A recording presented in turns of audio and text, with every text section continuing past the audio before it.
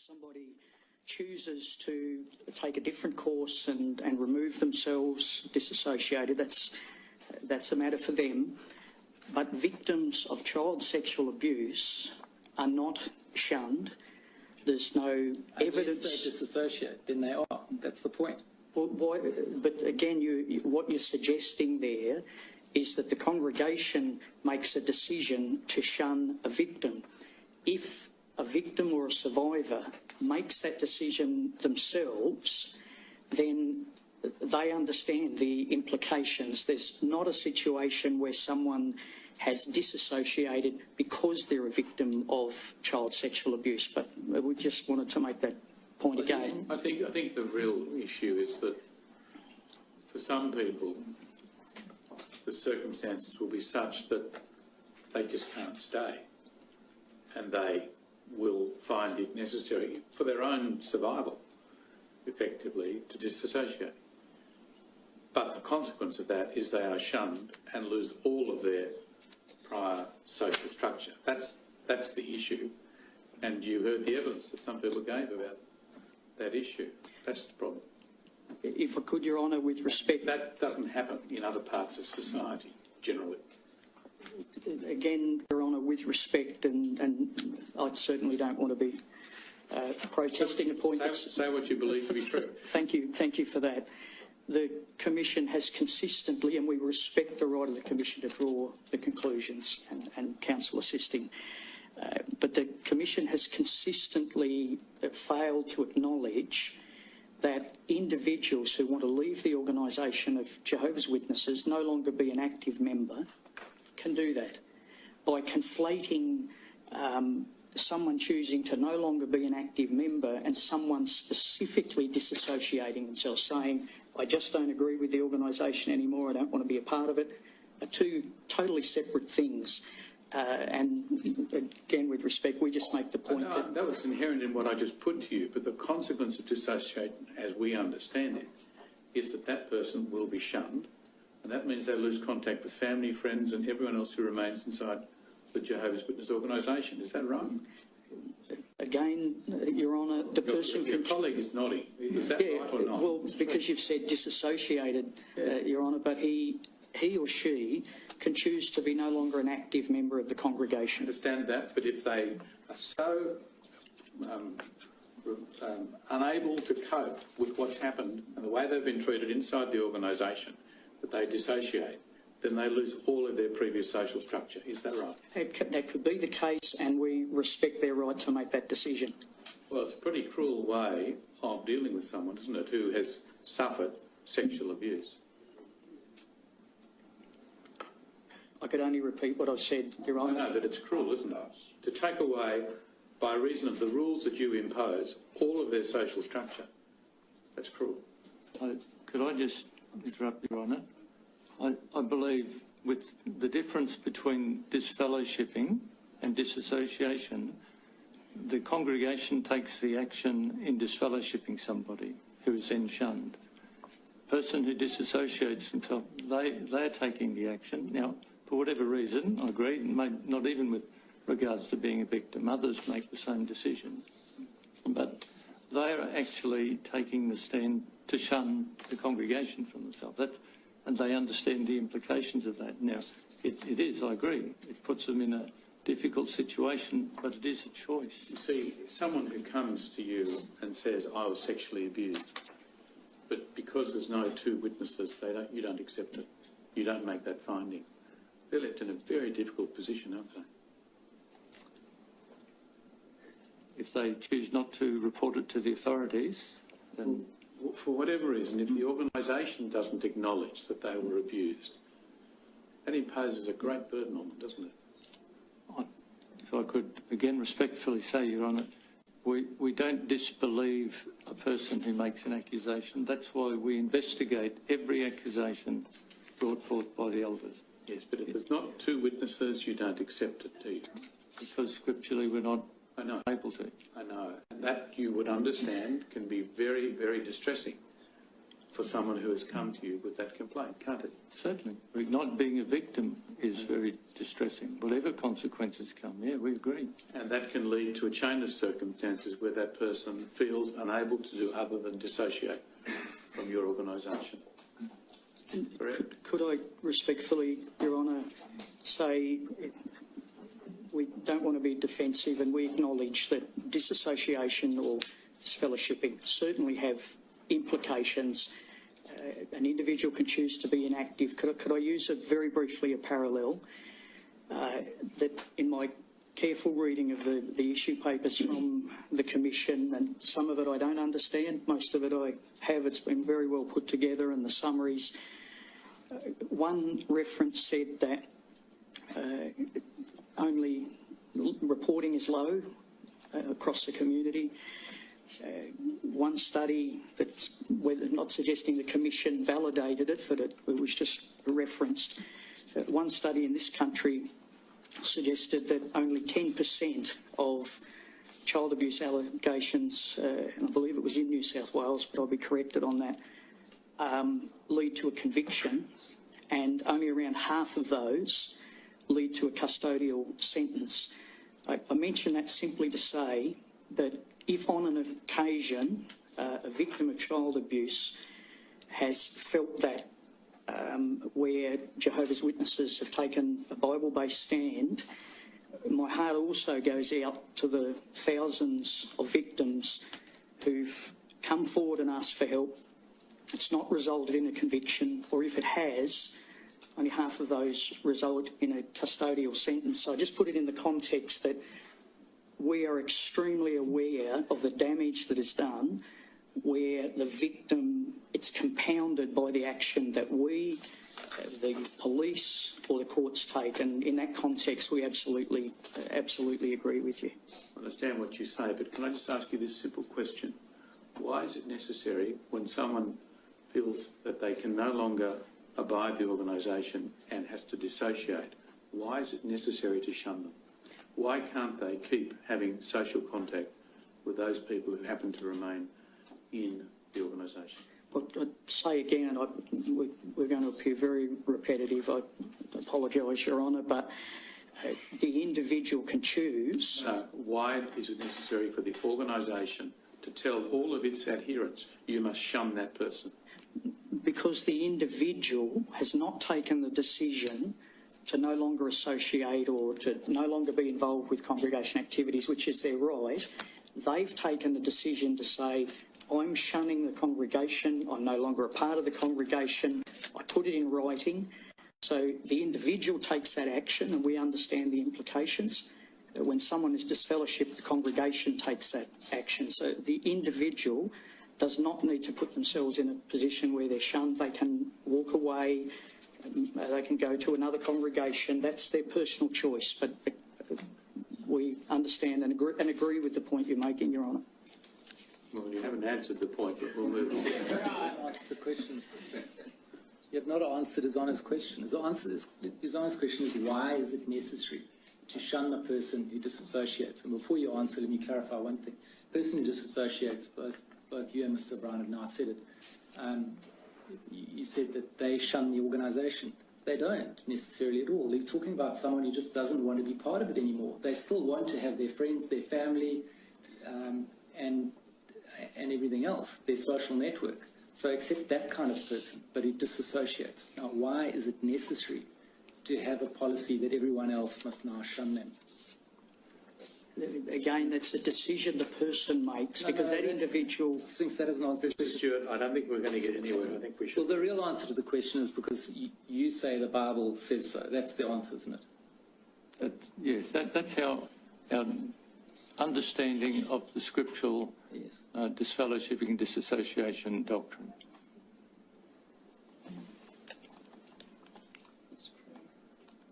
I should just say also that in relation to the point that Mr. O'Brien, you made, and Mr. Spinks as well, I think, and that's that a person can become inactive without disassociating and in that way not be shunned.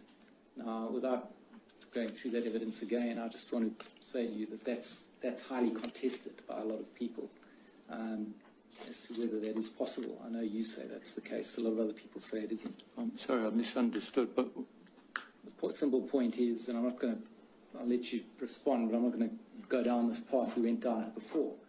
The simple point is this: a person who does not want to be active in the organisation anymore, in order to avoid being shunned, must disassociate. There isn't a category of membership of inactive and nevertheless welcome. Sorry, Mr. Stewart, that's... I know you disagree. That's Well, fine. when we've put it in print, I mean, The only point I'm making is that that's not accepted. again, and I apologise, Your Honour has said we're repeating the point, but we have a very clear understanding of the difference between someone being inactive, no longer an active member of the congregation, and someone who takes a decision to disassociate. That's clear to us, but we agree.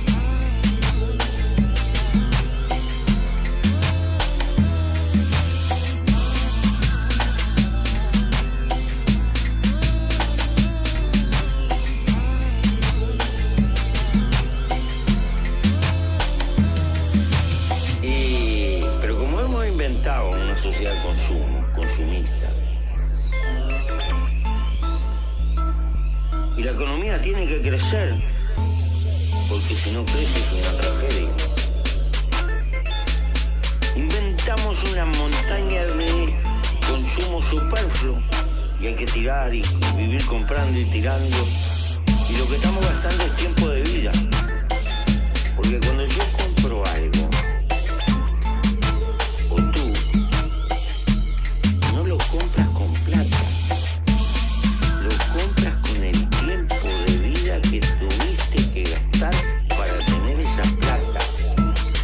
Pero con esta diferencia, la única cosa que no se puede comprar es la vida. La vida se gasta. Y es miserable gastar la vida para perder libertad.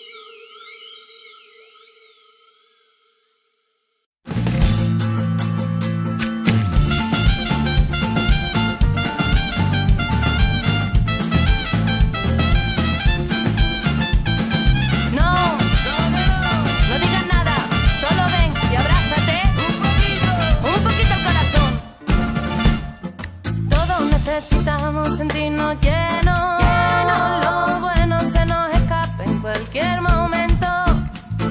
Tienes que intentar luchar por seguir tus sueños, sin olvidar mantener los pies en el suelo. Destapa tu corazón y no tengas miedo, sin alterar el pulso de tus sentimientos. No cures para siempre, siempre es mucho tiempo que lo grande